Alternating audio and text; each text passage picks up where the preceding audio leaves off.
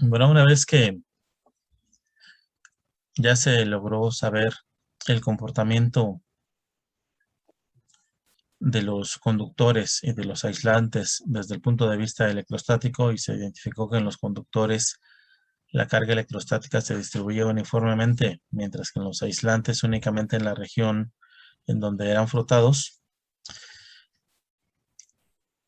Charles Agustín Coulomb midió por primera ocasión en 1875 fuerza eléctrica que existía entre dos esferas metálicas.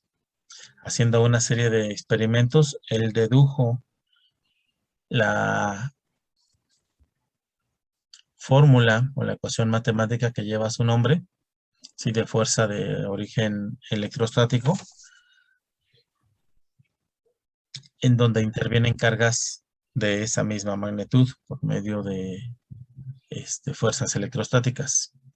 Entonces él desarrolló una balanza, la cual se le conoce como la balanza de Coulomb, pero previamente ya se había desarrollado una balanza, esa balanza se le conoce como la balanza de Cavendish.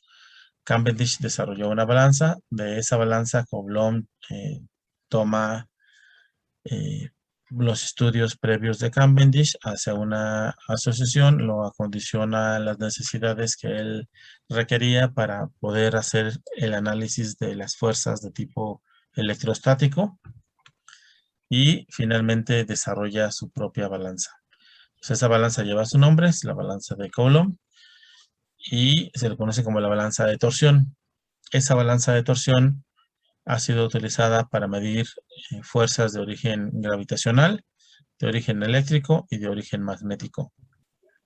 Entonces, la que tenemos nosotros aquí, pues es una balanza de torsión, no corresponde a la balanza de torsión que desarrolló Coulomb, tampoco corresponde a la balanza de torsión que desarrolló propiamente Cavendish, es una balanza un poquito diferente, pero la característica de la constitución de esta balanza de torsión es que se tiene un resorte, este resorte que tenemos nosotros aquí, o de esta balanza de torsión, este resorte que tenemos nosotros aquí, se le conoce como un resorte de restitución.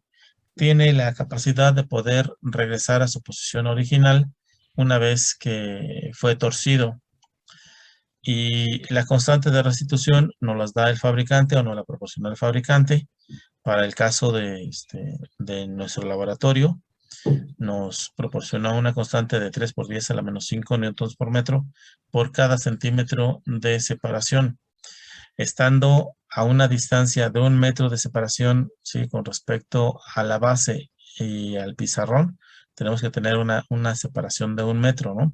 O con respecto aquí donde está el espejo, ¿sí? Al pizarrón tenemos que tener una separación de 1 metro. Bajo esas condiciones, ¿sí? Y aplicando un haz de luz, tal y como lo tenemos en esta condición, este láser incide sobre el espejo y se ve reflejado directamente en el pizarrón. Aquí se ve la parte del láser. Entonces, ¿cómo está constituida esta balanza? Bueno, pues tenemos un soporte universal. En este soporte universal, nosotros vamos a tener una cuba. En esa cuba va a estar conteniendo agua. Y en la parte superior, aquí tenemos la parte que nos va a tensar y nos va a permitir poner en posición eh, esta esfera metálica. Aquí tenemos la parte que sujeta, ¿sí? Este hilo de restitución.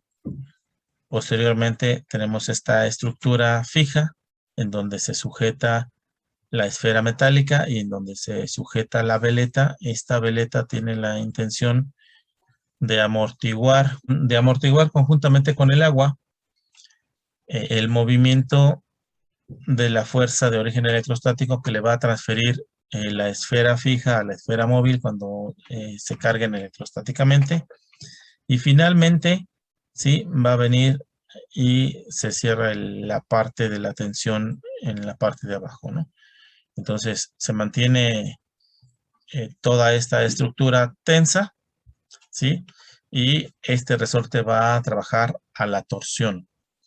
Ahora, Del otro lado, sí, tenemos un soporte universal. Este soporte universal lo tenemos que ajustar exactamente a la altura, de forma tal que el centro de gravedad con respecto a la altura de la mesa de esta esfera y la otra esfera coincidan perfectamente bien, para que queden exactamente bien las dos a la misma altura. Pues bajo esas condiciones, el tamaño de esta esfera y el tamaño de esta esfera son exactamente iguales, ambas son de 3 centímetros. Entonces, se va a cargar electrostáticamente por medio de una botella de Leyden esta esfera. Le vamos a transferir carga eléctrica también a esta otra esfera. Al adquirir la misma carga eléctrica a ambas esferas, entonces van a sentir una fuerza de repulsión de la misma intensidad y sentido contrario a ambas esferas, pero como esta es una esfera que está fija, no se va a mover, y la única que se va a mover va a ser esta de acá. Al moverse esta esfera, pues va a girar sobre su eje, entonces nos va a dar un determinado ángulo con lo que se va a mover. Este ángulo que se va a mover, nosotros lo vamos a ver reflejado en el pizarrón y lo vamos a ver reflejado en una cierta cantidad de centímetros lineales. Esa cantidad de centímetros lineales está asociada con el momento de torsión del resorte, la cual nos indica que va a tener un momento de torsión de 3 por 10 a la menos 5 newtons por metro por cada centímetro de desplazamiento lineal a 1 metro de distancia del espejo hacia el pizarrón. Entonces, si aquí se me mueven 10 centímetros, entonces ese 3 por 10 a la menos 5 lo tengo que multiplicar por 10 para obtener el momento de torsión resultante de este resorte. Ok, ahora ese momento de torsión que tenemos nosotros ahí, lo tenemos que obtener, la fuerza de origen mecánico. Entonces, lo que se tuerza va a depender de la fuerza por el brazo de palanca que esté sufriendo esa torsión. ¿Sí? Lo igualamos con el momento de torsión y de esa forma nosotros vamos a poder determinar la fuerza mecánica que se está ejerciendo, ¿sí? Sobre ese resorte de restitución. Ahora, una vez que nosotros ya tenemos el conocimiento de la fuerza de origen mecánico, esa fuerza de origen mecánico se iguala con la fuerza de origen eléctrico que se está estableciendo entre esas dos esferas, y al igualarse esas dos fuerzas de origen electrostático con la fuerza mecánica, estamos en condiciones de poder determinar, ¿sí?, la carga electrostática que le estamos transfiriendo a estas dos esferas. Ok, contamos también con, este es un mango aislante, ¿sí?, para no permitir que pase la parte de la electrostática para acá y se nos disipe el medio ambiente.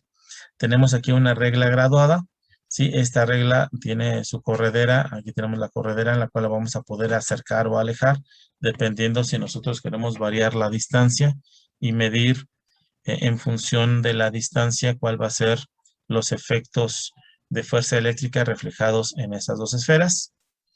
Y bueno, finalmente pues la conexión eléctrica para tener, ¿sí?, aquí el haz de luz de forma constante.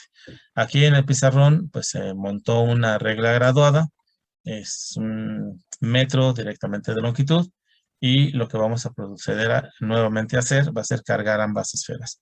Entonces voy a dejar correr el video para que vean cómo se da el proceso de la carga.